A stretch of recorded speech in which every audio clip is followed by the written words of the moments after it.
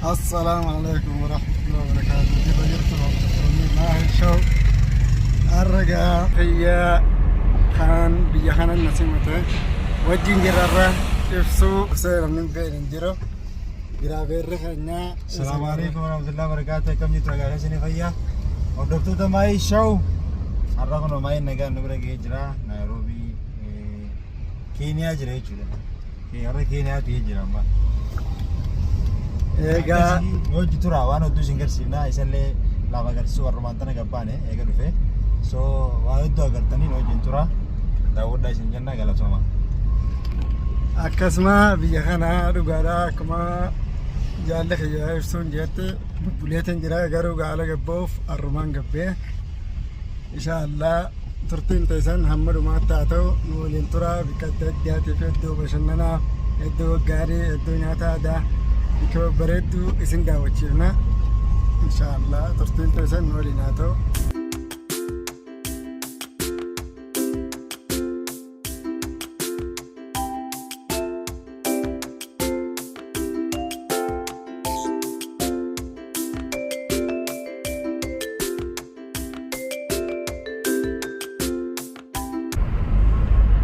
naannoo kun eessa jedhama ibsu?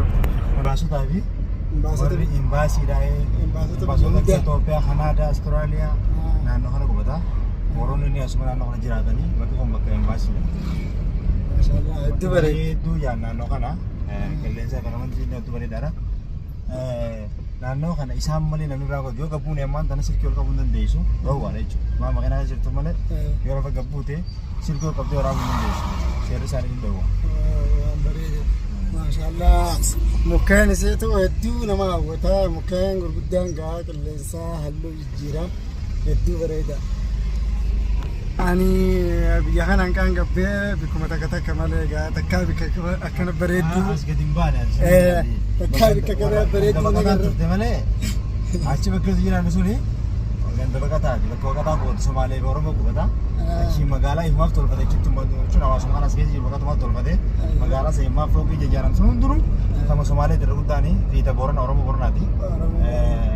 Sanii malee akka wanniitii miti. Bakka biraatii miti. Akka asii kana ammoo kun ammaan tana warra lafaati warra mootummootaati warra biyyaati qubata. Saniif lafti kan bareeti. Bakki baqataatii fi bakka biyyaa kan taatu beekta. Saniif akka bareeti naannoo kun jechuudha. Maashaallah. Iddoo akka malee bareetti biqiltoonni. Anniin ajaa'ibee gaafaan biyya ture Keenyaa biyya Itoophiyaa Finfinnee gaafaan ture. TikTok kanarratti warree TikTok waa hedduu gadhiisanii beekta wal cinaa qabee. Magaalaa Finfinneetis magaalaa Ijiptiitis Kaayiroo akkasumattis magaalaa Ugaandaatis Saawuz Afrikaas gadhiisa. Naayiroobii gisee gadhiisan bakka babbareedduu gadhiisan. Gandaan handoof isaan gandaa tokko fa'aa kaa itti gabbaanee waa bibbitannu san. Ganda addaati haifoo footoon namaa ta'uu nagarra nama lafarra gartuu fi nama miidiyaarra gartu tokkoome funyaan kanaaf ijaa fi kanaan beekte malee nama beektu kalaraan akkasitti akkuma nama footoo jijjiirrateef diddiimeessa tolchutu footoo jijjiira malee biitutu waan akkasi bareedduumi akkas jeeti yaada murteessee waa hedduu sin dubbaddu malee duraanii bakki ammaan tan Oromoo qubattuu fi Somaalee qubattus duraan maal turte kaambii baqataa turte isaan baqatoo achirraa kaasanii eegatu baqattoonni achirraa lafa jechuun lafa qabatee warri Somaalee kuni manatti ijaarratee dalagaa eegalee so isaan eegasuu lafa haalli hundi jijjiiramee san duraanii bakka kanaa haqachuu hin danda'u baqataan maal jennaan namni kan hin dalagataa namni dalagaa deema sin qubatu kun amma nama taa'ee nyaatu ta'a malees namni dalagaa suutii amma namni dukkaana banatu namni jimaa gurguratu namni egaa buna gurguratu as qubachuu hin danda'u saniif. Maashaallah waan bareedaa. Magaalaan sun akka malee bareedduudha. Itoo waan Finfinneen keenya hin qabdi gaa. Amma fakkeenyaaf Finfinnee fudhatte ammaan tana bara ammaan tana keessatti hedduu bareeddee jirti beekte ammoo biyyi Finfinneen moolaa hedduu qabdi. Wanni isin caaltu moolaan ta'uu ooltu. Itoophiyaan sun moolaa meeqaa jira? Dhugaadha kana gaafii irratti deebii guutuu kana kaleessaa fi dheengadda bikkaatti waliin deddeemaa turre. Simkaardii jechuun maal jechuun biyya kana Safaariikoom kana simkaardii afaan biyya kanaa bara wal dhabaa bara waan achitti afaan Ingiliffaatiin asitti afaan Somaaliitiin dubbatama waan ta'eef siimii bikka bitannu kana keessa karaa hojii deemu moolee hedduun arge guddaa arge. Adeemsota reesii bira isaanii illee moola Itoophiyaa moolan qabdu Itoophiyaan. San dhugaa wallaahi dhugaa jettee Itoophiyaan moolan qabdu. Giin lafa bareedumminaa fi magariisaan kana kanaan Itoophiyaan ni caalti. Moolaa fi kana kanaan atuun biyya akka Awurooppaa akka biyya Arabaa jala ni dhiyaatti. Amma suuqummaan dukkaanummaan biyya kanaa tokko tokko akka gandaan nuti turre saniitu qaawwa keessa hawaasii akka malee ka biyya kanaa akka Suudiiti akka suppermaarketii xiqqaa tokko ni jiraame kawaa hundi irraa harkattu. Ol seentee maatii harka keetiin fudhattu. Harka keetiin fudhattu abbaan beekuma maqalaa taa'u jechuudha akka Saudi Arabiyaatti. Biyya tole biyyi moodernii taatee gartee moodernii taatee. Maashaallah hedduu bareeda waan saniin caaltan maayis irraa ammayyummaa qabdi Itoophiyaarra. Itoophiyaan akka dur takka gartame sanuma keessa jirtan mallee. Abbaa Haile Sillaaseen ta'uu jirti ammoo warri Baayiden ta'utu jira dafanii as dabranii jira isaan. Dhugaa wallaa akka Ameerikaatti taphachaa jiran. Itoophiyaan amma sadarkaa amma jirru kana keessa gahu ganname ganna digdama. Amma gantu kuni magariisni giriin baasota jira warra qubatu jira digalteme. Baasota Faransaa fa'aa harkee dabarree. Biyyoota adda addaa Saudi Arabiyaa amma jalqaba bakka gartee dura seenan san. Achi inni dagadha silaasii garsaa Saudi Arabiyaa achi dura jiru. Achi dura Faransaa fi Filipiin illee amma bira kunna. Akkasuma dhugaadhaa biyyi kun waa hedduun Itoophiyaa caaltee. Itoophiyaa qofa akkasii hin qabne. Itoophiyaan hin qabdu asii. Ni qabdi biyya keessa ni qabdi. Kaisee karaa taa'usu. Naannoo biraa isiitu nama gaddeemaaf amataa fi waa hundaanis addunyaa kana booda jirti. Kanaaf bakka bareedduu tanarraa biyya sanatti illee bakka namni qubatu baaduu. Hin qubatu isii bara addunyaa kanarraa booda jira amma lakkoofsuma isiin lakkaa'attu lakkoofsa faranjii booda amata 8 fi baatii 8 addunyaa booda jirti. Waa hunda amma ammayyummaanis Itoophiyaan addunyaa hunda booda jirti. Silaa Keenyaa jechuun amma 15 eega seenta kana amma duraan 15 eega seenta kana wayyaa deemu jirti amma kana booda wayyaa Itoophiyaa illee number 2015 seenta jirti. Wayyaa waan wanti godhu ammoo. Inshallah akka biyya namaa ilaalle biyyi turama siyaasaan dalasii miti wanni hin qabdu waraana hin qabdu maayita ribeerolaan ala hin jiru agarte sanii fi ribeerolaan waan ala hin jirree fi tasgabbii wanni jaan. Maashaallah bareeda akkuma jettatti Itoophiyaa san rakkoon isii maali ni beektaa? Yaadi qilleen hedduu cunqursee maal godhee biyya saamaa ture. Yaadi qofaa miti amataa gadaa saniidha jechuun qabsoorra jira namni dura. Qabsumarra jira. Mirgiin kabajamu sanii fi biyya kana keessatti amma Keenyaa jaan malee akka fakkeenyaa mana Itoophiyaa jaan sana Itoophiyaa takkitti jaan sanitti keenyuma jaan malee qabilaan hin jirtu ammoo wal kabajanii afaan fi walii kabajanii aadaa fi walii kabajanii jiraatan. Amma silaa namni biyya kana keessatti hedduu hawaara dilas hin qabne barumsa maal jee namni barumsa illee hin qabne jee namni yaadu. Warra akka Oromootti ulaafaa eeguun jira masaa jaanii jajjaba uummanni sun. Aadaan isaanii akka karrayyuuti bakka barbaadanitti uffatanii bakka billoo isaanii irraan baasan abbaa fedhee irraa baasan akka karrayyuu san gartee akkasii kabajamanii mirga guutuu qaban jechuudha. Akkasii haasoma keessa irratti yaadota kan qaba. Maaliif akkasii ni beektaa biyyi teenyisa waan guddanneef wal kabajuu dhaba, wal tuffachuu, wal cunqursuu, wal yakkabuu.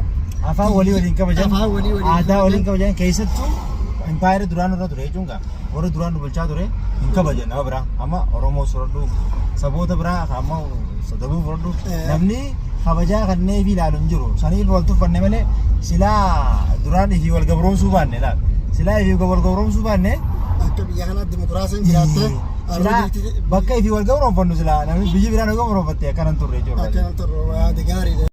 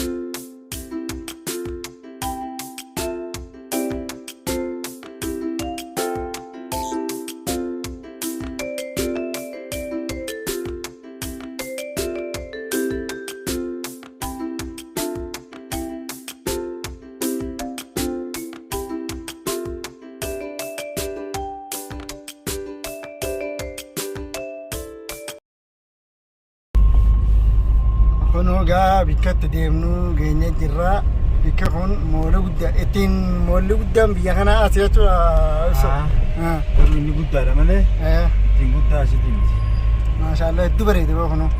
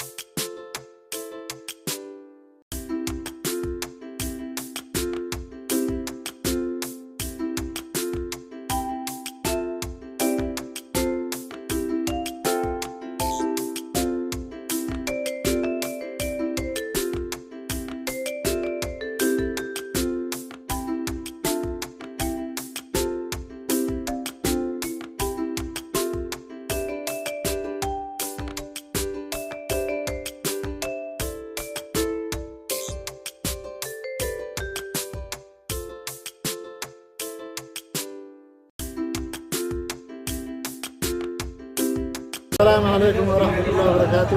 جرت هردفتوتا ما هي شو الرجاء أكون اسم جنتي كينيا نيروبي نجان كي يتشوفي فيديو بيجي سداوتشيسو مقالا نيروبي سداوتشيسو هن كبرنا جامنا أكسمت جامنا نياتا آجا إساني ترجمنا نياتا أجنو نياتني آجا إساني جا بوغالي جامنا كينيا تمو بوغالي وهذا مركا Akka afaan keenyaatti marqaa jaama akka afaan uummata kanaatti maal jaama marqa ugaali akkasitti ugaali akka keenya beekamaadha marqaa jennaan yaa marqaa sana jechuu deemna kanneen tarree kanarra kan jiru ruuzaa fi lokkoo kana chikin kana ugaali jechuun tana makaroonaa fakkaatti kun ugaali special Spesial kan nyaachuu spesial nyaachuu qabna Itaan Suudaan nyaata beenu gaa tokkotti dhiyaachuu qabna. Akkana Sen.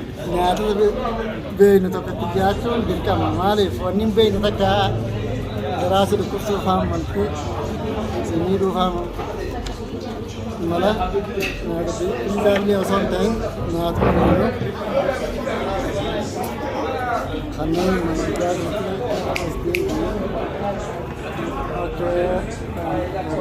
kun ogaa nyaanni nu dhufee jira.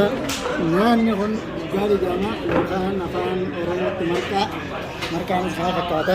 Special ugaaliin tanee jira. Special ugaaliin kana Foonii fi goommana nyaadhamtee jechuudha. foon goommanadha. Goommana. Raafuu jechuudha. Raafuu. Foonii fi goommana kunoo Maraqee.